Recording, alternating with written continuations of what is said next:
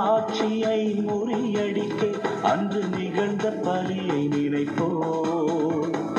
இறைவன் மைந்தனே பலி பொருளாய் தன்னை இழந்த தியாகம் உரைப்போம்.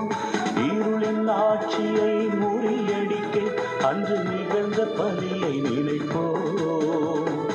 இறைவன் மைந்தனே பலி பொருளாய் தன்னை இழந்த தியாகம் உரைப்போம். சமத்துவம் மலர அன்பு பறிவு கொண்ட இறை குணம் வளர்ப்போம். இறை குணமே எழுவோம், இறையரசை அமைப்போம். மறைமுடலாய் வருவோம்,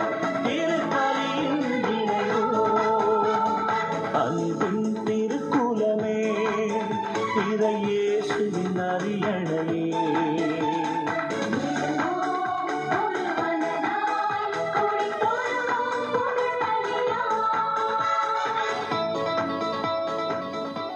தம் ஆடுகளுக்காக உயிரை கொடுத்த, தமது மந்தைக்காக உலம் கனிந்து உயிரை கொடுத்த நல்லாயன் உயிர்த்தெழுந்தார். அல்லேலூயா.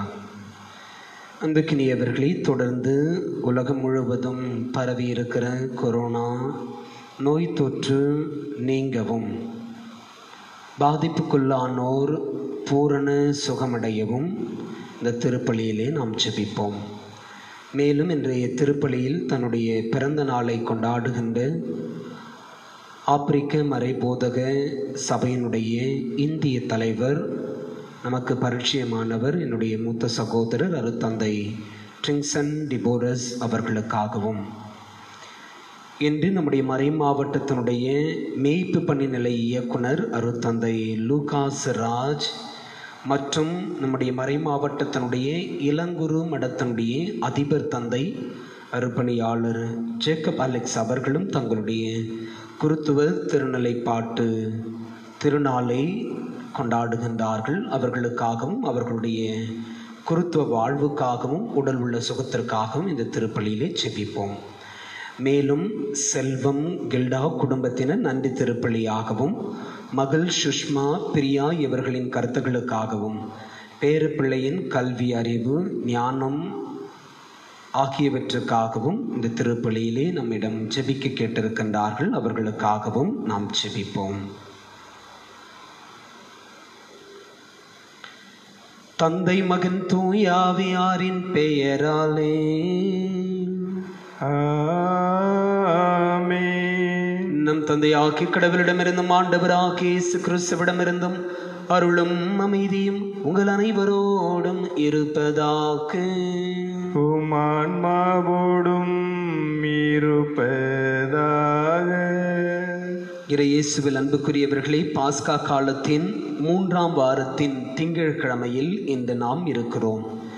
இன்றைய இறைவார்த்தை வழிபாடு நம்மை எல்லாம் தெய்வ பராமரிப்பை உணர்ந்திடவும், தெய்வ பயத்தில் வளர்ந்திடவும் அழைப்பு கொடுக்கிறது.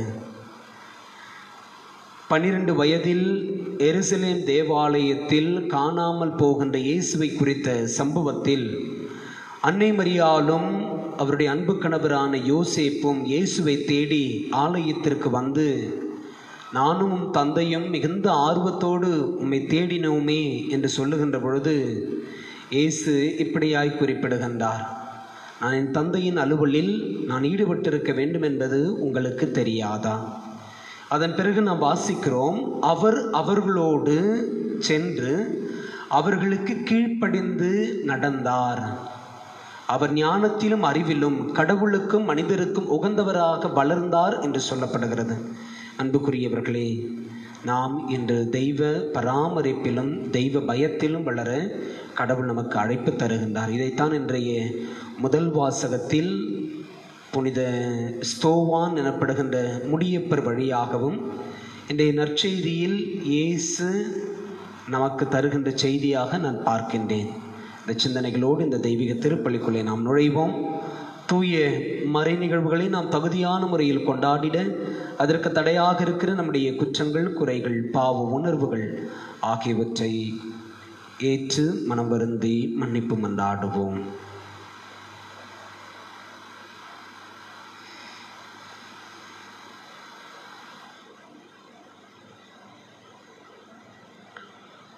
எல்லாம் வல்ல இறைவனிடமும் சகோதர சகோதரிகளே, உங்களிடமும் நான் பாவி என்று ஏற்றுக்கொள்கிறேன். ஏனெனில் என் சிந்தனையாலும் சொல்லாலும் செயலாலும் கடமையில் தவறியதாலும் பாவங்கள் பல செய்தேன். என் பாவமே, என் பாவமே, என் பெரும் பாவமே. ஆகையால் எப்பொழுதும் கன்னியான புனித மரியாவையும் வானதூதர் புனிதர் அனைவரையும், சகோதரர் சகோதரிகளே உங்களையும், நம் இறைவனாகிய ஆண்டவரிடம் எனக்காக வேண்டிக் கொள்ள மன்றாடுகிறேன். எல்லாம் உள்ள இறைவன் நம் மீது இரக்கம் வைத்த நம் பாவங்களை மன்னித்து நம்மை நிலை வாழ்வுக்கு அழைத்துச் செல்வாராக. ஆமென். ஆண்டவரே இரக்கமாயிரும். ஆண்டவரே இரக்கமாயிரும். கிறிஸ்துவே இரக்கமாயிரும். கிறிஸ்துவே இரக்கமாயிரும். ஆண்டவரே இரக்கமாயிரும். ஆண்டவரே இரக்கமாயிரும். மன்றாடுவோமாக. எல்லாம் வல்ல இறைவா, பாஸ்கா அருள் உதவிகளால் கிறிஸ்துவின் இயல்புக்கு ஏற்ப எங்களை மாற்றியருள உம்மை வேண்டுகிறோம். ஆதலால் பழைய மனிதனுக்கு உரிய இயல்பை களைந்துவிட்டு அவருடைய வழிகளில் வாழ எங்களுக்கு வரம் அருள்வீராக. எங்கள் ஆண்டவர் இயேசு கிறிஸ்து வழியாக உம்மை மன்றாடுகிறோம். ஆமென். ஸ்தேவானின் ஞானத்தையும் தூய ஆவி வாயிலாக அவர் பேசிய வார்த்தைகளையும் எதிர்த்து நிற்க அவர்களால் இயலவில்லை. திருத்தூதர் பணிகள் நூலிலிருந்து முதல் வாசகம். அதிகாரம் 6, இறை வார்த்தைகள் 8 முதல் 15 முடிய. அந்நாட்களில் ஸ்தோவான் அருளும் வல்லமையும் நிறைந்தவராய் மக்களிடையே பெரும் அருட்செயல்களையும் அருள் அடையாளங்களையும் செய்து வந்தார். அப்பொழுது உரிமையடைந்தோர் எனப்படுவோரின் தொழுகை கூடத்தை சேர்ந்த சிலரும் சீரேன் அலெக்சந்திரியா நகரினரும் சிலிசியா ஆசியா மாநிலத்தவரும் ஸ்தோவானோடு வாதாடத் தொடங்கினர். ஆனால் அவரது ஞானத்தையும் தூய ஆவி வாயிலாக அவர் பேசிய வார்த்தைகளையும் எதிர்த்து நிற்க அவர்களால் இயலவில்லை. பின்பு அவர்கள், இவன் மோசேக்கும் கடவுளுக்கும் எதிராக பழி சொற்களை சொன்னதை நாங்கள் கேட்டிருக்கிறோம் என்று கூற சிலரை தூண்டிவிட்டனர். அவ்வாறே அவர்கள் மக்களையும் மூப்பர்களையும் மறைநூல் அறிஞர்களையும் அவருக்கு எதிராக கிளர்ந்தெழ செய்தார்கள். உடனே அவர்கள் எழுந்து வந்து அவரை பிடித்து தலைமை சங்கத்துக்கு இழுத்து சென்றார்கள். மேலும் பொய் சாட்சிகளை கொண்டு வந்து நிறுத்தினார்கள். அவர்கள், இந்த மனிதன் இத்தூய இடத்தையும் திருச்சட்டத்தையும் எதிர்த்து ஓயாமல் பேசி வருகிறான் என்று கூறினார்கள். மேலும் அவர்கள், நாசரேனாகிய இயேசு இடத்தை அழித்து விடுவார் என்றும் மோசே நமக்கு கொடுத்திருக்கிற முறைமைகளை மாற்றிவிடுவார் என்றும் இவன் கூற கேட்டோம் என்றார்கள். தலைமை சங்கத்தில் அமர்ந்திருந்த அனைவரும் அவரை உற்று பார்த்தபோது அவரது முகம் வானதூதரின் முகம் போல் இருக்க கண்டனர். ஆண்டவரின் அருள்வாக்கு. இறைவனுக்கு நன்றி. பதிலுரை பாடல் பல்லவி. ஆண்டவர் திருச்சட்டப்படி நடப்போர் பேறு பெற்றோர். ஆண்டவர் திருச்சட்டப்படி நடப்போர் பேறு பெற்றோர்.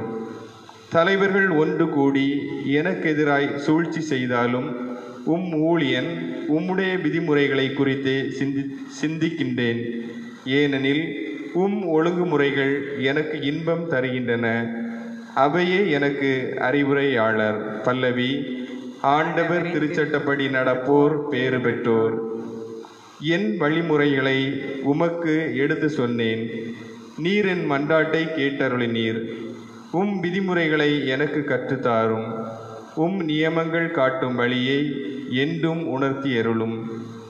வியத்தகு செயல்கள் பற்றி நான் சிந்தனை செய்வேன். பல்லவி. ஆண்டவர் திருச்சட்டப்படி நடப்போர் பேறு பெற்றோர். பொய் வழியை என்னை விட்டு விலக்கி அருளும். உமது திருச்சட்டத்தை எனக்கு கற்றுத்தாரும். உண்மையின் பாதையை நான் தேர்ந்து கொண்டேன். நீதி நெறிகளை என் கண்முன் நிறுத்தியுள்ளேன். பல்லவி. ஆண்டவர் திருச்சட்டப்படி நடப்போர் பேறு பெற்றோர்.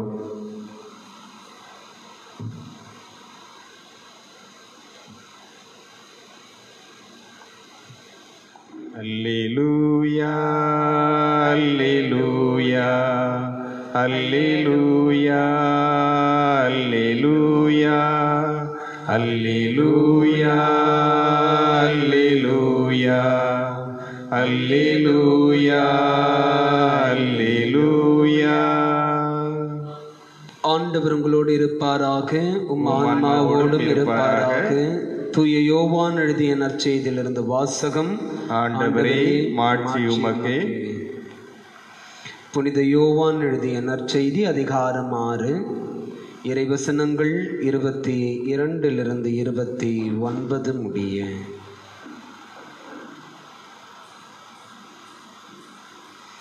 இயேசு 5000 பேருக்கு உணவளித்த பின் சீடர்கள் புறப்பட்ட கரையிலேயே மறுநாளும் மக்கள் கூட்டமாய் நின்று கொண்டிருந்தார்கள்.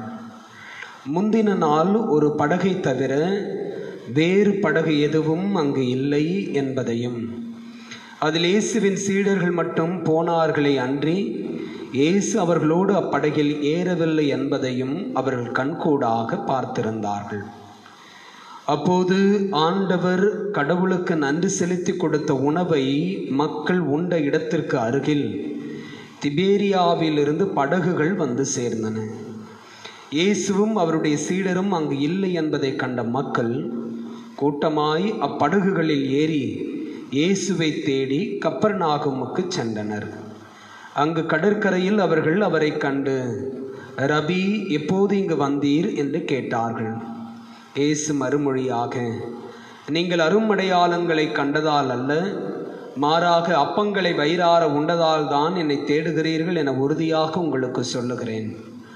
அழிந்து போகும் உணவுக்காக உழைக்க வேண்டாம், நிலைவாழ்வு தரும் அழியாத உணவுக்காகவே உழையுங்கள். அவ்வுணவை மானிட மகன் உங்களுக்கு கொடுப்பார். ஏனெனில் தந்தையாகிய கடவுள் அவருக்கே தம் அதிகாரத்தை அளித்துள்ளார் என்றார்.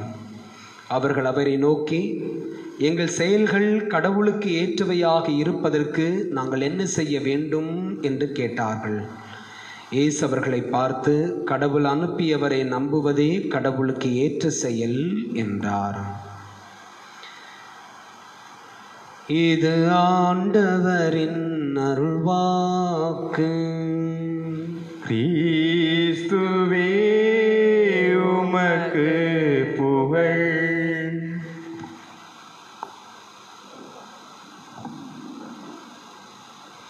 கடவுள் அனுப்பியவரை நம்புவதே கடவுளுக்கு ஏற்ற செயல். இயேசுவில் அன்புக்குரியவர்களே, கடந்த வாரத்திலே நியூஸ் பகுதிகளை படித்து கொண்டிருந்தேன். அப்பொழுது ஒரு ஆய்வு குறிப்பிட்டிருந்தது, தற்பொழுது ஏற்பட்டிருக்கின்ற நெருக்கடி சூழலில் பல லட்சம் மக்கள் தங்களுடைய அன்றாட வாழ்வாதாரங்களை இழந்து அன்றாட தேவைகளுக்கு யாரோ ஒருவரையோ அல்லது ஏதோ ஒரு குழுமத்தையோ அல்லது ஏதோ ஒரு அரசு சாரா அமைப்பையோ சார்ந்து வாழ வேண்டிய சூழலுக்கு உட்படுத்தப்பட்டிருக்கிறார்கள் என்கின்ற உண்மையோடு இந்தியாவினுடைய 13 மாநிலங்களில் அரசு சாரா அமைப்புகள் பல லட்சம் மக்களுக்கு இந்த ஊரடங்கு உத்தரவு பிறப்பிக்கப்பட்ட நாளிலிருந்து உணவு கொடுத்து கொண்டு வந்து கொண்டிருக்கிறார்களாம். 13 மாநிலங்களில் பல லட்சம் மக்களுக்கு அரசு சாரா அமைப்புகள், தி நான் ஆர்கனைசேஷன்ஸ். இந்த செய்தியை வாசித்த போது எனக்கு பெருத்த மகிழ்ச்சியை நான் உணர்ந்தேன். யார் இந்த ஏழைகளை பாதுகாப்பார்கள்? யார் இவர்களை பராமரிப்பார்கள்? யார் இவர்களுக்கு உணவு கொடுப்பார்கள்? அன்றாடம் வேலைக்கு சென்றால் அதிலிருந்து பெறுகின்ற வருமானத்திலிருந்து, கூலியிலிருந்து தங்களுடைய வயிற்றை நிரப்பிக் கொண்டிருந்த அன்றாட பணியாளர்கள், வேலைக்கு செல்கின்றவர்கள், பாமர மக்கள் எப்படி தங்களுடைய வாழ்க்கையை இந்த நாட்களில் கடத்துவார்கள் என்று எண்ணிக்கொண்டிருந்த பொழுது இந்த செய்தி சற்று ஆறுதலையும் மகிழ்ச்சியையும் கொடுத்ததாகவே நான் உணர்ந்தேன். அன்புக்குரியவர்களே, இந்த பின்புலத்தில் தான் இன்றைய இறைவார்த்தை பகுதியை நான் உங்களோடு சேர்ந்து தியானிக்க விரும்புகின்றேன். இன்றைய நற்செய்தி கடந்த சனிக்கிழமை நாம் வாசிக்க கேட்ட நற்செய்தியினுடைய தொடர்ச்சி. யோவான் நற்செய்தி 6ஆம் அதிகாரத்திலிருந்து நாம் எடுக்கப்பட்ட பகுதியை நாம் வாசித்தோம். இதனுடைய முதல் பகுதியில் இயேசு 5 மீன்களையும் 5 கோதுமை அப்பங்களையும் 2 மீன்களையும் கொண்டு 5000 பேருக்கு உணவளித்த புதுமையை, அருளடையாளத்தை நாம் தியானித்தோம். வயிறார உண்ட மக்கள் மீண்டும் இயேசு அவர்களுக்கு உணவு கொடுப்பார் என்று சொல்லி இயேசுவையும் அவருடைய சீடர்களையும் தேடி வந்தார்கள். இந்த சூழலை புரிந்து கொண்ட இயேசு, நீங்கள் அழிந்து போகின்ற உணவுக்காக உழைக்க வேண்டாம், மாறாக நிலைவாழ்வு தரும் அழியாத உணவுக்காகவே உழையுங்கள். அவ்வுணவை மானிட மகன் உங்களுக்கு கொடுப்பார் என்று குறிப்பிடுகின்றார். அன்புக்குரியவர்களே, நாம் இந்த பகுதியை நாம் அப்படியே தியானிக்க முற்படுவோமே என்று சொன்னால், ஒருவேளை இந்த பகுதியினுடைய ஆழத்தை, இறையியலை நாம் புரிந்து கொள்வதற்கு சற்று கடினமாயிருக்கும். ஆனால் யோவான் நற்செய்தியினுடைய தொடக்கத்திலிருந்தே நாம் வாசித்து இந்த பகுதியையும் தியானித்தோமே என்று சொன்னால், யோவான் நற்செய்தியாளர் தொடக்கத்திலிருந்தே இயேசு கிறிஸ்து நிலை வாழ்வை தருகின்றவர், அவர் நிறைவாக தருகின்றவர், அவர் மீது நம்பிக்கை கொள்ளுகின்றவர்களுக்கும் அவர் நிலை வாழ்வை கொடுப்பவர் என்கின்ற இந்த மையச் செய்தியை தன்னுடைய நற்செய்தியினுடைய தொடக்கத்திலிருந்தே பதிவு செய்து வருவதை நாம் கண்கூடாக பார்க்க முடியும். அதன் பின்னணியில் தான் இன்றைய பகுதியையும் நாம் தியானிக்க அழைக்கப்படுகின்றோம். அன்புக்குரியவர்களே, இன்றைய நற்செய்தி நமக்கு தருகின்ற ஒரு அழுத்தமான செய்தி, எவர் ஒருவர் தெய்வ பராமரிப்பில் நம்பிக்கை கொள்ளுகின்றாரோ, the one who trusts in the providence of God will always be taken care. இதுதான் இன்றைய நற்செய்தியினுடைய மைய சிந்தனையாய் நான் பார்க்கின்றேன். எவர் ஒருவர் தெய்வ பராமரிப்பில் நம்பிக்கை கொள்ளுகின்றாரோ அவரை கடவுள் ஒருபோதும் கைவிட மாட்டார். அவருக்குரியதை கடவுள் தக்க காலத்தில் கொடுப்பார். அன்புக்குரியவர்களே, நாம் கடந்த வாரத்திலே பேதுரு எழுதிய திருமுகத்திலிருந்து நாம் வாசிக்க கேட்டோம். உங்கள் கவலைகளை எல்லாம் அவர் மீது போட்டுவிடுங்கள், ஏனெனில் அவர் உங்கள் மீது கவலை கொண்டுள்ளார். பிரியமானவர்களே, மத்தேயு நற்செய்தியிலே நாம் வாசிக்கின்ற பொழுது மலைப்பொழிவு பகுதியிலே மத்தேயு நற்செய்தியாளர் மிக அழகாய் இயேசு சொல்லுவதை பதிவு செய்திருக்கிறார். மத்தேயு நற்செய்தி 6ஆம் அதிகாரம் 25 34 முடிய உள்ள பகுதிகளில் கவலை வேண்டாம் என்கின்ற தலைப்பின் கீழ் இயேசுவினுடைய அழுத்தமான செய்தியை நாம் வாசிக்கின்றோம். அந்த பகுதியில் இயேசு சொல்ல விரும்புவது, நீங்கள் எல்லாவற்றையும் விட மேன்மையானவர்கள், உயிர் வாழ எதை உண்பது எதை குடிப்பது என்றோ, உடலுக்கு எதை உடுத்துவது என்றோ நீங்கள் கவலை கொள்ளாதீர்கள். உணவை விட உயிரும் உடையை விட உடலும் உயர்ந்தவை அல்லவா? வானத்து பறவைகளை நோக்குங்கள், அவை விதைப்பதும் இல்லை, அறுப்பதும் இல்லை, களஞ்சியத்தில் சேர்த்து வைப்பதும் இல்லை, உங்கள் விண்ணகத் தந்தை அவற்றுக்கும் உணவளிக்கின்றார். இயேசு தொடர்ந்து சொல்லுகின்றார், அவற்றை விட நீங்கள் மேலானவர்கள் அல்லவா? அன்புக்குரியவர்களே, நாம் கடவுளுடைய படைப்பின் மணிமகுடம் என்று சொல்லப்படுகிறோம். கடவுள் நம்மை அப்படித்தான் படைத்தார். படைப்பிற்கெல்லாம் அதிபதியாய் கடவுள் நம்மை படைத்தார். எனவே படைத்தவனுக்கு தெரியும் தன் படைப்பு பொருட்களை எப்படி பராமரிக்க வேண்டும் என்பது. நாம் செய்ய வேண்டியதெல்லாம் இந்த கடவுள் மீது நம்முடைய நம்பிக்கையை ஆழப்படுத்திக் கொள்ளுவது.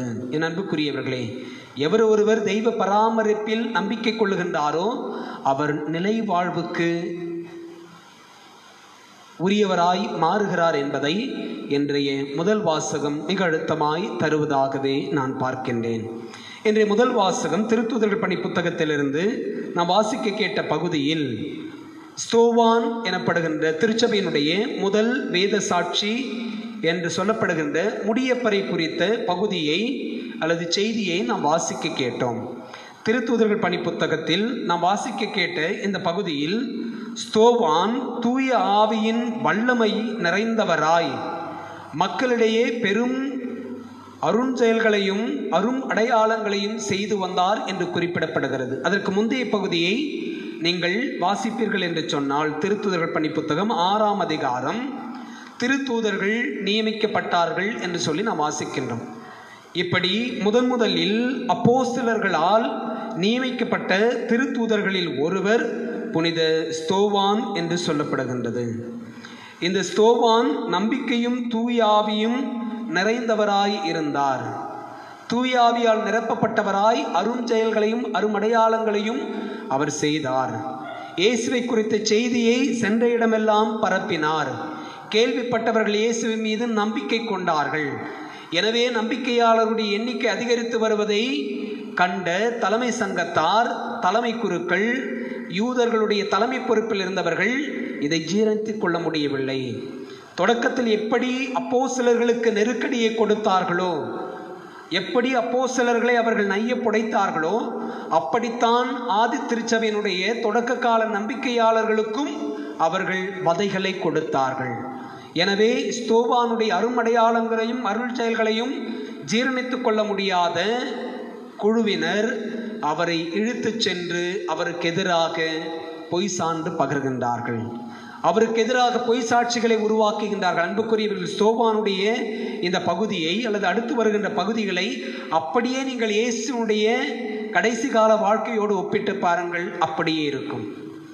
இவருக்கு எதிராக சொல்லப்படுகின்ற பொய் சான்றுகளும் இயேசுவுக்கு எதிராக சொல்லப்பட்ட பொய் சான்றுகளும் ஏறக்குறைய ஒன்றாயிருக்கும். இவனும் கடவுளுக்கு எதிராக பேசுகின்றான், இவனும் நம்முடைய தூயகத்துக்கு எதிராக பேசுகின்றான், இவனும் நம் மக்களை அழித்து விடுவார் என்று சொல்லி பயமுறுத்துகிறார். எவையெல்லாம் இயேசுவின் மீது போடப்பட்ட பொய் சான்றுகளாய் இருக்கிறதோ அதே போன்ற பொய் சான்றுகளைத்தான் ஸ்தோவான் மீதும் இந்த தலைமைச் சங்கத்தார், தலைமை குருக்கள் அதிகாரத்தில் அமர்ந்திருந்தோ செய்தார்கள்.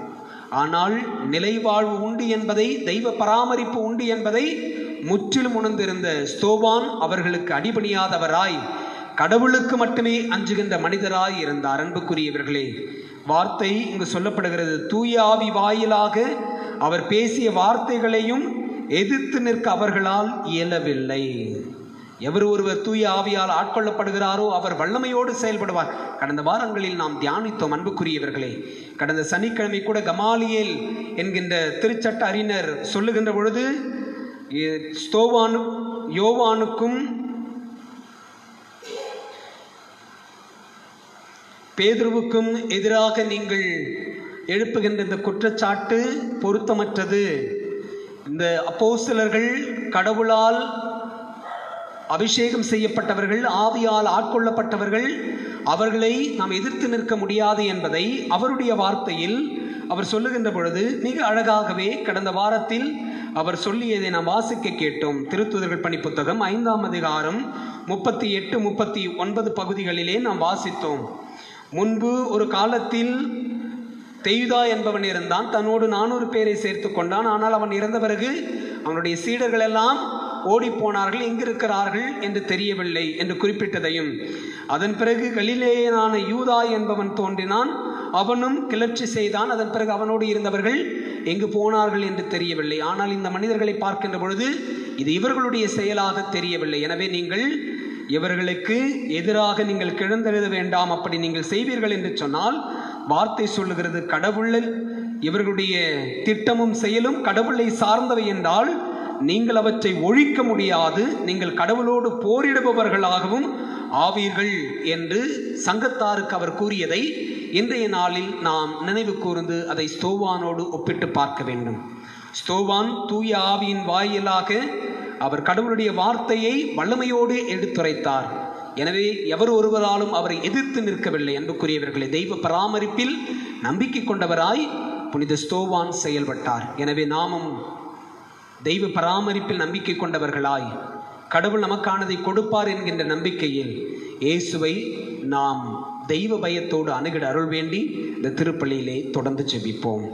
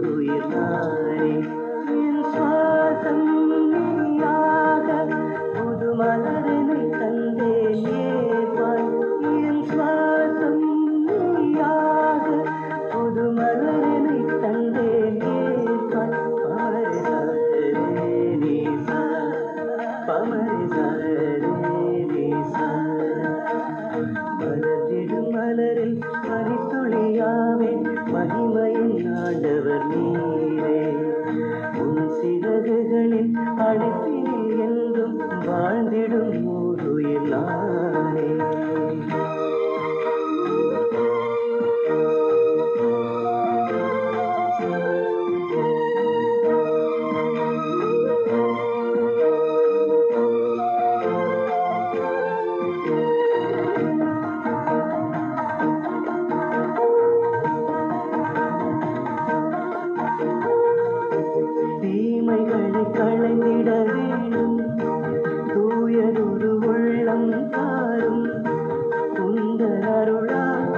நன்மை பெருகும் நாளும் நலமே.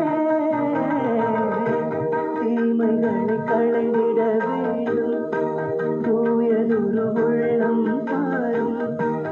உந்தர் அருளால் நன்மை பெருகும் நாளும் நலமே.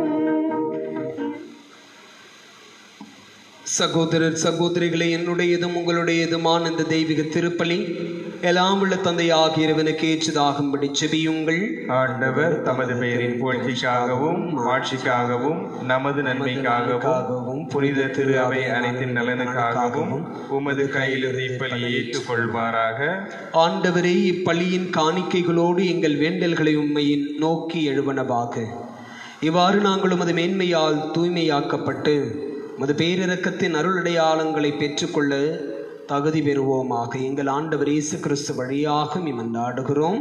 ஆமேன். ஆண்டவர் உங்களோடு இருப்பாராக, உம் ஆன்மாவோடும் இருப்பாராக. இதயங்களை மேலே எழுப்புங்கள். ஆண்டவரிடம் எழுப்பியுள்ளோம். நம் இறைவனாகிய ஆண்டவருக்கு நன்றி கூறுவோம். அதே தகுதியும் நீதியும் ஆனது.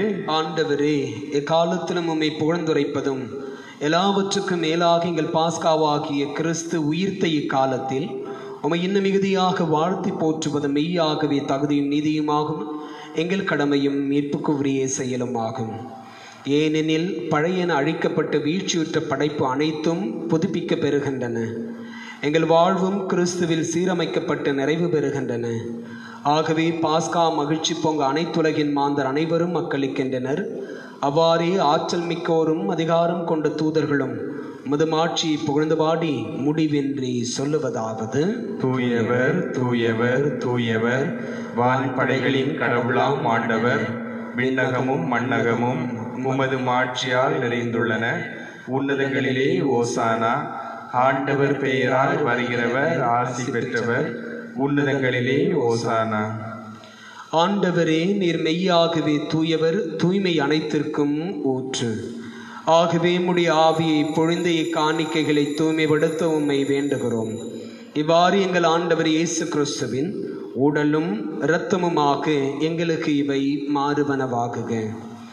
இயேசு பாடுபட உளம் கனிந்து தம்மை கையளித்த போது அப்பத்தை எடுத்து நன்றி செலுத்தி அதை பிட்டு தம் சீடர்களுக்கு அளித்து நம் தெய்வம் இயேசு கூறியதாவது: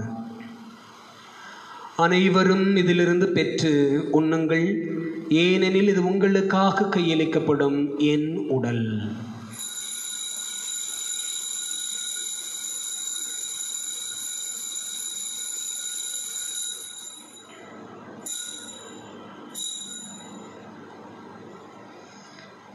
அவ்வண்ணமே இரவு விருந்தை அருந்திய பின் கிண்ணத்தையும் எடுத்து மீண்டும் உமக்கு நன்றி கூறி தம் சீடர்களுக்கு அளித்த நம் தெய்வம் இயேசு கூறியதாவது: அனைவரும் இதிலிருந்து பெற்று பருகுங்கள், ஏனெனில் இது புதிய நிலையான உடன்படிக்கைக்கு உரிய என் இரத்தத்தின் கிண்ணம். இது பாவ மன்னிப்புக்கென்று உங்களுக்காகவும் எல்லாருக்காகவும் சிந்தப்படும். இதை என் நினைவாக செய்யுங்கள்.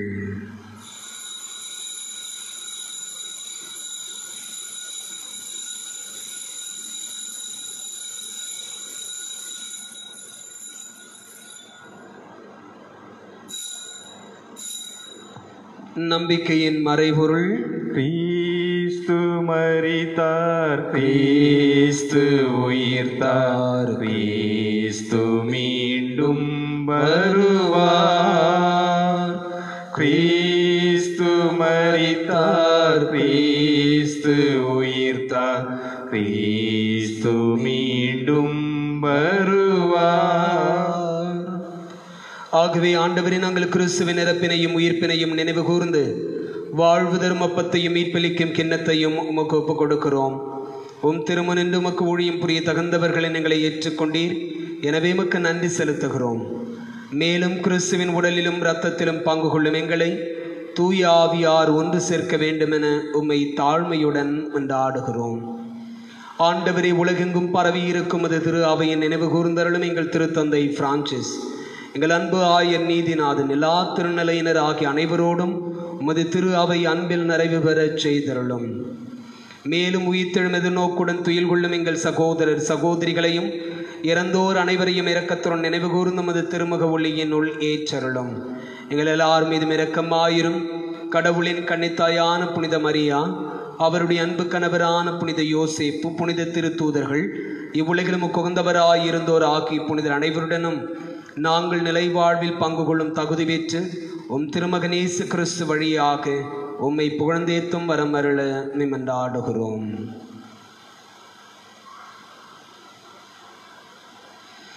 இவர் வழியாக இவரோடு இவரில் எல்லாம் வல்ல இறைவனாகிய தந்தையே, தூயாவியாரின் ஒன்றிப்பில் எல்லா புகழும் ஆட்சியும் என்றென்றும் உமக்கு உரியதே. ஆமென், ஆமென், ஆமென். தெய்வ பராமரிப்பில் நம்பிக்கை கொண்டவர்களாய் தெய்வ பயத்தில் வளர அருள் வேண்டி கரம் விரித்து செபிப்போம். விண்ணுலகில் இருக்கின்ற எங்கள் தந்தையே, உமது பெயர் தூயதென போற்ற பெறுக.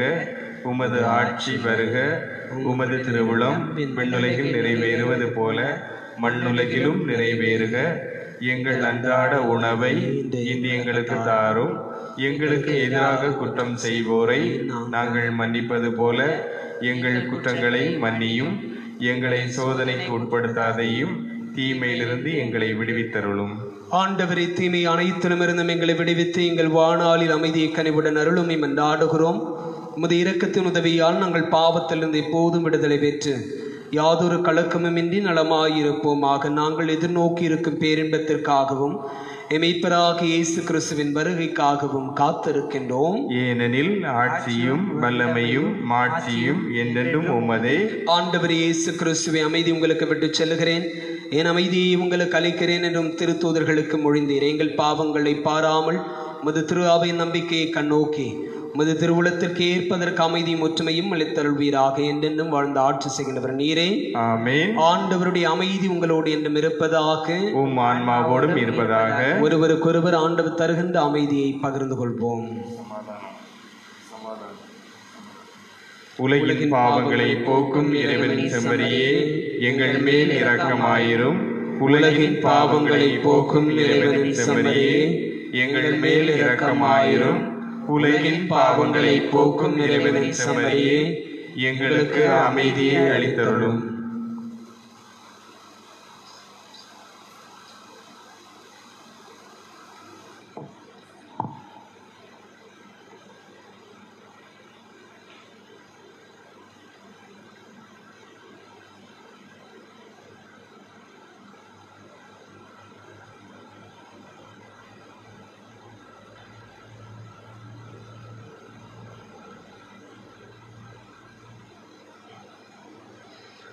இதோ இறைவனின் செம்மறி, உலகின் பாவங்களை போக்குகிறவர். இயேசுவின் திருவிருந்துக்கு அழைப்பு பெற்றிருக்கிற நாம் எல்லாருமே பேறு பெற்றோர். ஆண்டவரே, நீர் என் இல்லத்தில் எழுந்தருள நான் தகுதியற்றவன். ஆனால் ஒரு வார்த்தை மட்டும் சொல்லியருளும், எனது ஆன்மா நலமடையும்.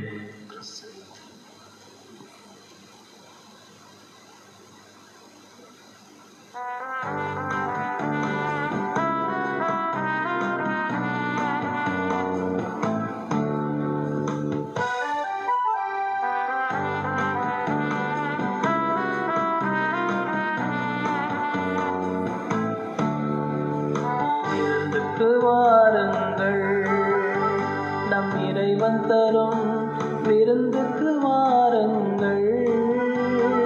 அன்பை உணர்த்தும் உறவை வளர்க்கும் விருந்துக்கு வாருங்கள். திருவிருந்துக்கு வாருங்கள், விருந்துக்கு வாருங்கள். நம் இறைவன் தரும் விருந்துக்கு வாருங்கள். அன்பை உணர்த்தும் உறவை வளர்க்கும் விருந்துக்கு வாருங்கள். திருவிருந்துக்கு வாருங்கள்.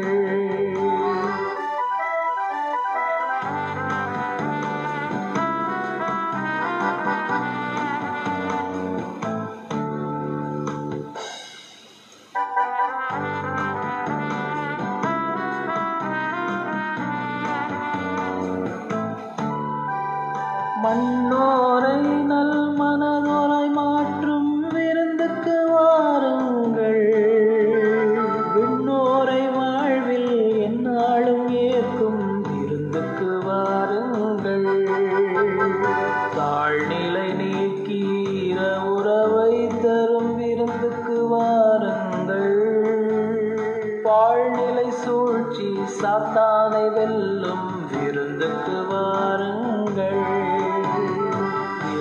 விருந்துக்கு வாருங்கள். நம் இறைவன் தரும் விருந்துக்கு வாருங்கள். அன்பை உணர்த்தும் உறவை வளர்க்கும் விருந்துக்கு வாருங்கள். திரு விருந்துக்கு வாருங்கள்.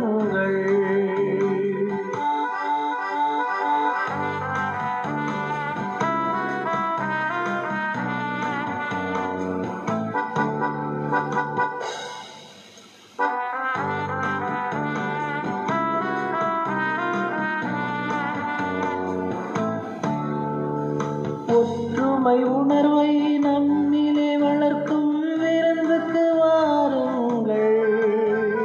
வேற்றுமை தீயை மனதிலே.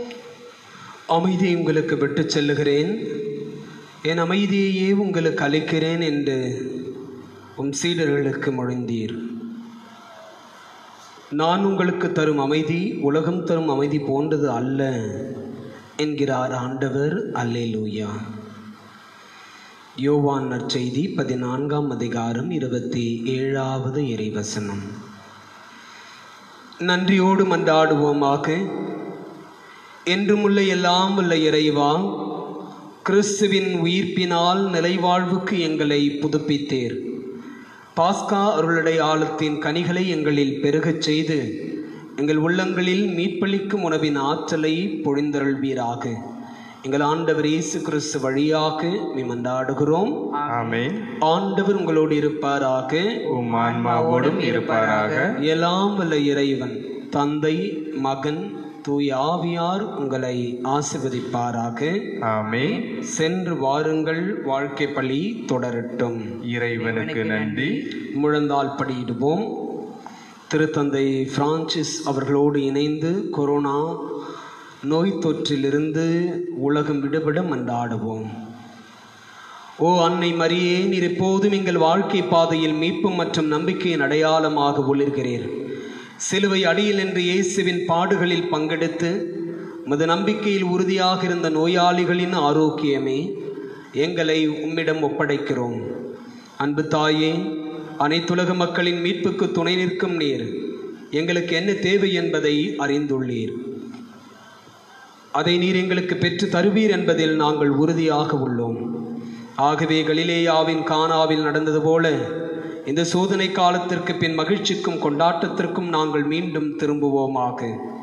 இறை அன்பின் தாயே, தந்தையின் திருவுளத்திற்கு நாங்கள் இணங்கி வாழ்ந்து எங்கள் துன்பங்களை தம்மில் ஏற்றுக்கொண்டு துயரங்களை சுமந்து கொண்டு சிலுவை வழியாக உயிர்ப்பின் மகிழ்ச்சிக்கு எங்களை வழிநடத்திய இயேசு கூறியபடி நாங்கள் செயல்பட எங்களுக்கு உதவி அருளும். ஓ இறைவனின் புனித அன்னையே, உமது பாதுகாப்பின் கீழ் நாங்கள் அடைக்கலம் தேடுகிறோம். ஆட்சிக்குரிய ஆசிர்வதிக்கப்பட்ட கன்னியே, போராடும் எங்கள் விண்ணப்பங்களை புறக்கணியாமல் எல்லா விதமான ஆபத்திலிருந்தும் எங்களை விடுவித்தருளும். ஆமேன். O Mary, you always shine on our path as a sign of salvation and of hope. We entrust ourselves to you, health of the sick, who at the cross took part in Jesus' pain, keeping your faith firm.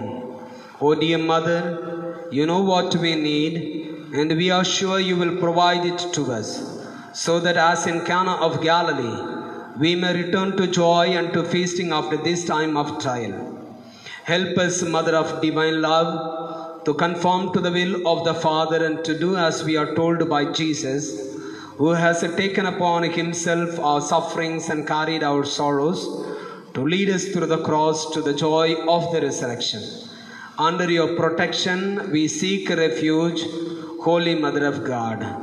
Do not disdain the entreaties of us who are in trial, but deliver us from every danger, O glorious and blessed Virgin.